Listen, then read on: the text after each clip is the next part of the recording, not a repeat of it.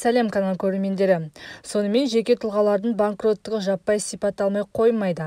Экономистердің пікірінше, халықтың ішінде банкроттығын рәсімдегісі келетіндер өте көп. Шын мәнінде ол процедура соншалықты оңай болмайды.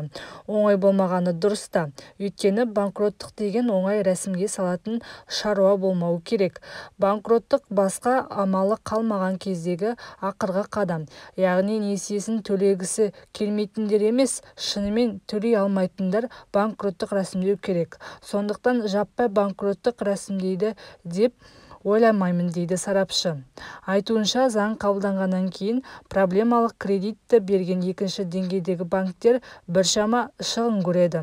Өйткені бұған дейін кешірілген кредиттер бюджет есебінен өтелсе, бұл процесте олай болмайды.